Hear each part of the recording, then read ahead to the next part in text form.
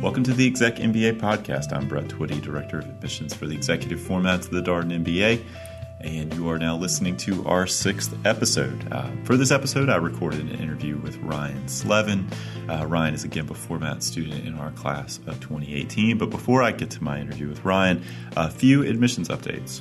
So we are now one deadline into our cycle. Our October 10 deadline has come and passed, and we are in the process of interviewing folks who applied in this round. Decisions will be released by the end of the month, by October 31st. For those of you who are listening to this podcast and wondering when you might be able to apply to Darden, our second deadline is November 27th, so keep that date in mind. Obviously, we also have a number of other deadlines focused on our matriculation date of August 2018. After November 27, it's January 10, February 10, March 10, and so on and so forth. Of course, if you have any questions about applying or you have questions about your application, or we can help in any way, let us know. We can be reached by email at exec, that's ExecMBA at darden.virginia.edu.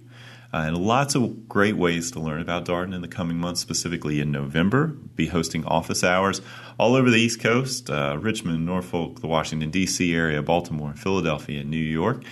So be sure to check out our conversation page for additional details, timing, availability. Of course, office hours are in-person, 45-minute meetings, typically with me. We also offer phone conversations all the time, basically.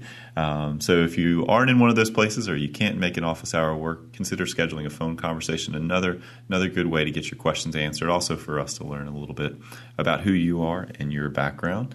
One of our signature events for this fall, one of the things that we're really excited about, is a case discussion that will be happening here in Rosslyn and Arlington on November 1st, hosted by Greg Fairchild. Greg, of course, is a Darden faculty member. He's our Dean for DC Initiatives, and he is also a podcast guest. So hopefully you've had a chance to check out my interview with Greg. It's all the way back in episode 2, seems so long ago. As part of this event, not only will there be a case discussion that will be hosted and facilitated by Greg, but also a networking reception with current students and maybe even a few alumni. Of course, staff will be there too. I'll be there, so I hope to see some of you. The case discussion is a great opportunity for you to sort of kick the tires on the learning experience at Darden. We're a case method school focused on C-suite perspective, enterprise thinking, and so mini case discussion, as it's known, is a chance for you to come and sort of experience how you would learn. So you show up, you get handed a case, you read the case. The case obviously is condensed, it's a little bit shorter, and then you have a discussion that's facilitated by a faculty member, in this case, Greg, and discussion with your fellow prospective students. And of course, then afterwards you get to have a reception, meet all sorts of people from the Darden community. So hopefully you'll consider joining us for that. It will be, again, on November 1st here in Rosslyn. Additional details can be found on our website. So as I mentioned at the outset, before all those admissions updates, I recently sat down with Ryan Slevin to talk to her a little bit about her decision to come to Darden, how things have been going, how she chose GEMBA, what she's enjoyed about the GEMBA format experience, what she's looking forward to as she completes her time here. Of course, our class of 2018 will graduate in May 2018, which is not so far away, and also what she's looking forward to accomplishing after her time at Darden. Ryan, welcome to the podcast. Thank you so much. So excited to have you here. It's exciting for me to be here with you and your classmates as you wrap up your weekend residency. For those of you keeping score at home, we're recording this on a Saturday. The podcast never sleeps, and Ryan was nice enough to take some time out of a busy weekend residency to talk with us. So Ryan, you are a GEMBA format student? I am. And so what attracted you to GEMBA specifically? I have lived overseas before as a teenager, and I think what I really wanted was that sense of adventure that I got from being exposed to different cultures and different languages and different food, but this time in a business context. So it was very alluring to me to see not only where the program could take me in terms of which countries, but what we might do there. And I have to say, the GEMBA portion of the program has exceeded my wildest dreams for what I would have hoped to see and do. So you got me go to 3 out of the 4 global residencies, and India is just around the corner. That's right. So when do you actually go to India? First week of November. Okay. So, gosh, the irony of my job is I talk about global residencies all the time. I still haven't been on one. Is that right? Yeah. A lot of students are like, you got to go. It is. I am so grateful that I chose the GEMBA format. I feel like the connections that I've made with the GEMBA folks, even the ones from Rosslyn, that are not in my Charlottesville cohort, have just been so different and so deep compared to the very deep relationships I've made here in Charlottesville as well. But you just get to know people on a different level when you have to hike the Great Wall with them, or you have to talk about financial inequality or walk through Soweto with a classmate. You just have a different experience together, and it bonds you. And we would talk about GEMBA, even when it was a slightly different version, right? We had a previous version that was 2 weeks in several different locations. So it's been updated recently. But even now, we still talk about the idea that that shared experience of traveling together and going abroad and being in a new place together and going to each of the locations, right? You're the only group in the class that has that full comparative view, all 4 global residencies. There's a huge camaraderie among the GEMBAs because we've been on all of the trips together, whereas most of the other folks just joined 1 or 2. So we look for each other. You'll find GEMBAs kind of, we seek each other out at dinner or at lunch, not always, but, and we're a pretty adventurous group. So we're the ones that plan a trip before the trip or plan a trip after the trip, and people join in. But it's a wonderful group of people. And the other thing I'll say about GEMBA is I've learned a lot more than I could have anticipated about myself. I have traveled internationally before. I've lived internationally before. And still, there are new insights. There are new challenges. There are new experiences to be had. And so it's this evergreen kind of adventure. Every trip is different, not just because of the classes, but because of the experiences you get. So when we share, we describe the global residencies to prospective students. We say it's about half time in class, right? Because you're there with Darden faculty, you're taking core classes, and then you do these other sort of field experiences. But that doesn't really give people a great sense of sort of like what it's like to be in sort of Western Europe on a global residency. So would it be okay if we sort of walk through, let's say, what did you do when you went to Paris and Berlin? What were some of the highlights? Sure. So in Paris, and I've been to France many, many times. I speak French. So I was looking forward to that trip, but also feeling like I got this, feeling very confident. And it was funny because we did things I'd never done in Paris. We did a walking tour of several of the monuments. We did a wine tasting with a very well-known local sommelier, in a very fancy, swanky restaurant, which was a lot of fun. But then we also did, some real quant classes. We had, finance, 1 or 2, I can't remember which one. And we also had Lynn Isabella leading some of the other global leadership stuff that we did. So there was quite a peppering of kind of really rigorous academics in the morning, typically in the morning when you're nice and fresh. And then a lot of global immersion experiences, like the walking tours and stuff like that, museums. And then in the evenings, you're often free to go do what you would do, right? So whether that's shopping or whether that's one group split off and went to the catacombs, one group split off, people find their own little niches. Sure. In Berlin, we were, again, doing the same classes. So the professors traveled with us to Berlin. So we were in ethics and finance and GLE, the global leadership experiences. And we did an unbelievable tour of where the wall used to be, given by tour guides who had grown up on either side of the wall. And so that was really powerful. Seeing the Holocaust remembrance that the United States built right outside of the embassy was very powerful. And then coming back to class and talking about ethics and taking, the other students got to take ethics in Rosslyn, and I know that they had some really engaging classes. It's a memory I will keep with me that I studied ethics at the Berlin Wall. Yeah, because the parallel experience is the leadership exploration class that's happening in Rosslyn for the EMBA students who are not traveling, and they went to the Holocaust Museum. Right. So sort of had that parallel experience. That happens sometimes, not all the time. And certainly still a rich experience, but I was so grateful to do something that was so outside of my paradigm. I'd never been to Germany, so it was quite eye-opening. And how was South Africa? It sounds, I mean, you had mentioned it a little bit earlier, but... Yeah, I really left a little piece of myself there, I'm pretty sure. It was very... I showed up early, and I went on a safari with a few of my classmates for a few days. We stayed in tents in a national park, and it was fantastic.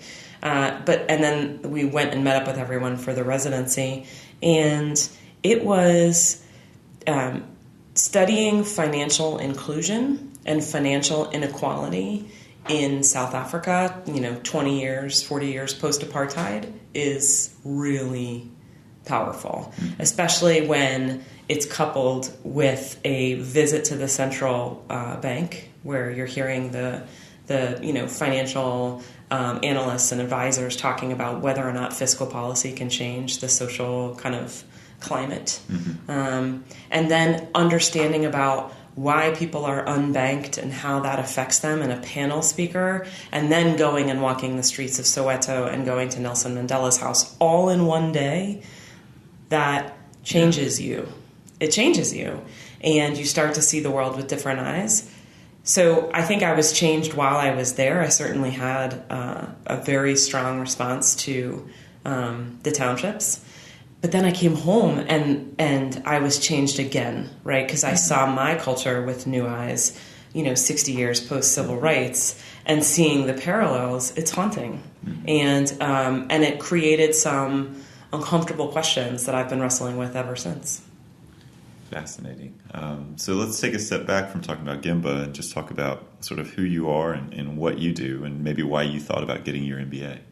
Sure. I work for a large financial services institution. I work at Capital One in Richmond.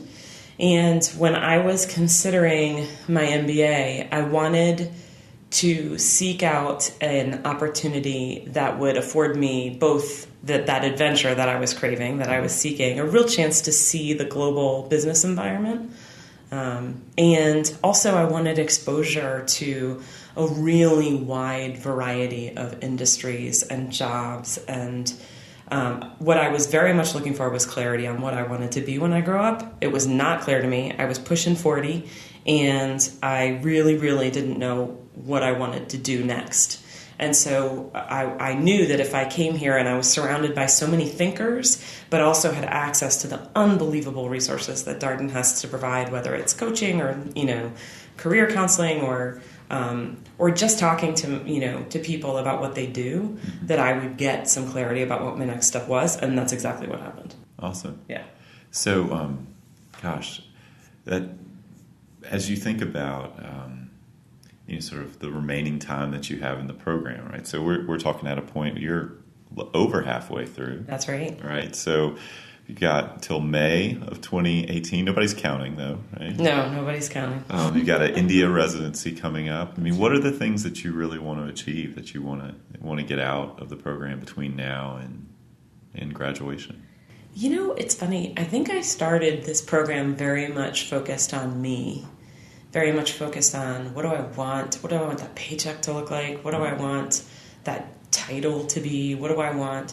And now, maybe it was because I got some clarity on those answers, and I landed in a very different spot than I thought I would, actually. I was very surprised where I landed with that clarity. Now, I really enjoy watching that happen for my classmates. And so what I really want to get out of the next year or so is certainly deepening the knowledge of the courses that have really piqued my interest in the elective, section of the format, but also really helping my classmates kind of get the clarity that I got a little earlier on. And so whatever I can do to be of service to them. We talk, we text, we email, we're in constant contact with each other, and that's really, really very special.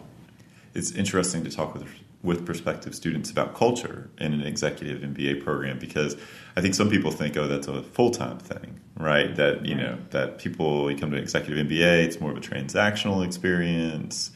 But obviously, you and your classmates, and I would say Darden generally in the executive formats, that's not the culture, that people are here and they're invested.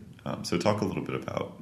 I certainly think that's true. I definitely seek out that kind of connection. So I think it's possible for someone to come and be transactional if that is what they are looking for. I definitely think they will be on the periphery of the norm, which is it is so wonderful to come to a place where a lot of people are seeking. A lot of people don't know what their next move is. A lot of people are looking for, or they know, but they need something in order to be able to make that switch.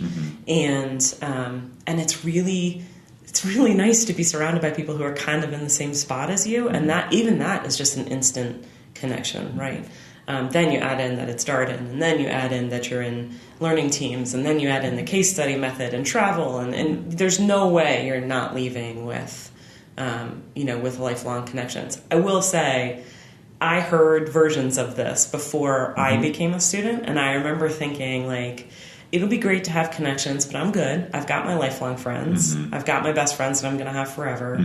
I'm not looking for, my next best friend. But what has happened is the circle widens, and there's just more room because the conversation is rich, the connection is rich. It's so nice to talk to other working moms and have that point of connection. And it's been one of my favorite parts of the program. Yeah, so talking a little bit about being a mom and doing the program, because this is a question we get all the time about how people make this work. And know it's challenging and it's hard. And that people make sacrifices as they go through the program. What would you say to a mom listening to the podcast who's thinking about possibly going back to get her executive MBA? Yeah, I would say the commitment is real. When I heard that it was, someone estimated it was, 20 hours a week of work? Hours, yeah. Is that what we tell people? I remember my thought was, it won't be 20 hours for me, right? Like it'll be 10, or I'll get it done in 8 or 15 or whatever. And there are certainly some weeks that are lighter than others, but on the whole, it is legitimately, there is time in class face-to-face with professors and time with your learning team face-to-face. And it is about 20 hours a week. And so certainly preparing for residencies is even more. So I would say, first of all, the commitment is real. Don't talk yourself out of that. And the second thing I would say is it's doable. But the reason it's doable is because I have a partner who is supporting me and who is taking the lead on the things I had to scale back on. So I still do the things that are absolutely the most important things to me. I am home for dinner. I am with my kids. I am helping with homework. I am doing the school conferences. But here's what I'm not doing. I'm not room mom. I'm not PTA president. I'm not doing the extra, right? So all the extra has gone away, and I'm focusing on what's most important. What's funny is the focus that comes out of that has actually made me do those things better. I kind of don't know what I was doing with my time before I was working full-time and doing a full-time school program. And so it's been hard for my kids to be away as much as I have, that's for sure. And it's been hard for me to be away as much as I have. But I have a very strong net underneath me of support. My husband is very supportive. My work is very supportive. And I have a community that I ask for help with when I'm overwhelmed. Who can help me with my kids? I got to study. Or, let's have a play date so I can get some laundry done or whatever it is. But I definitely am not doing this by myself. Yeah, I think that's the thing we always stress, right? Even everybody has their group of people who are behind them. When you go through this kind of program, graduation is such an exciting time for us, I think, as a school, because we get to meet all the people who've been instrumental in making it possible for students to actually do this program. That's right. Yeah, I would say I remember and try to recognize often that my husband is getting this degree as much as I am, because he's putting in just as much time as I am, if not more. And the other thing is, I have that guilt that I'm away from I have 2 daughters, and I have guilt that I'm away from them, but I have friends who quickly remind me that I'm modeling for them that 40-year-old moms get to have adventures too, and it's my turn, and then it'll be their turn, and then it'll be my turn again, and then it'll be their turn again. And there's a give and take. I'm not going to, I don't have to spend 20 years only raising my children, and it is really powerful to have something about my life that's only about me. It's not about my job. It's not about my marriage. It's not about my kids. It's only an investment in me. It's life-giving. It really is. It's very, very motivating. I can imagine. So one of the things that we've been asking people on the podcast as we talk with current students is about the case method, right? Because feel that for Darden, as an executive MBA program, it's a big differentiator. And wanted to see how you might explain the case method to someone who's out there trying to learn about business school and options, and what is the case method? How do you think about it? How would you explain it to someone who's just beginning to do their business school research? So I would explain the case method as real-life story-based approach. So if you are trying to learn accounting, as I had to, I had never taken an accounting class ever before I showed up at Darden. And when I started that class, I was ready to open the first page of the textbook and start learning the skills. And that is not what happened. Paul Simcoe started passing out a story about a brand new person at a firm who happened to be a Darden grad, who had a problem, right? That's how cases start. So-and-so pulled into their, parking spot on their first day on the job, and they walked in, and here's the problem that they had. And they're always based on real life, almost always based on real life. And oftentimes they are written by the professors themselves or by students that the professors have worked with. And you get to learn. You do get to go through that first page of the textbook and go through the chapters and learn the skills, but you get to immediately apply it to a real life situation. And so what happens is a much deeper level of learning is immediately available to you because you're not trying to learn how to evaluate a firm. That's a skill. You're trying to learn how to solve this guy's problem who's 5 days into the job trying to figure out how to value a firm. And you're not doing it alone. You're doing it with a team of other people. And Darden does a beautiful job of balancing who those people are. So we joke that there are poets and there are quants. Like, clearly I'm not on the quant side. I'm very much a poet. So, but I have 3 quants on my team and 3 poets on my team. And so on the cases where I need a lot of help, I do the homework before we get there, and then they teach me. And then when we go into class, we're all ready to speak about the case, and the discussion that gets spurred from that is very, very rich. And the skills are things that you can learn through videos and textbook on the side or with your learning team. So it just advances the learning that much further. Well, thank you for that. We always talk about it, when you think about adult learners in particular, right? People who come to this program, they're 10, 11, 12 years typically into their career, and the idea that you would just sit through a lecture doesn't really resonate so much. And also, you think about what you need at this point in your career to develop, and it's all about, simulated decision-making or being able to practice that, exercise those muscles, because the people who come to our program, they want to be senior leaders, and you have hundreds of opportunities to practice that skill. Yeah, and we still joke about, cases that we did a year ago. So, we'll be, in fact, I just came from a leading organizations class where someone threw out a joke about a life hack of shucking corn, and the professor had absolutely no idea what we were talking about, but everyone else laughed because it was a case we had done in another course where we got to watch a video, and the guy was, had a very quick way to shuck corn, and it was like, part of the case. You put it in the microwave for 8 minutes, by the way. That's how you do it, and it falls right out. I learned something new today. See, look at that. Yeah. And so we pull, metaphors and visuals from cases that we've done the entire program, and there becomes this like lexicon, this like shorthand, that we can talk to each other about based on the casework that we've all experienced together.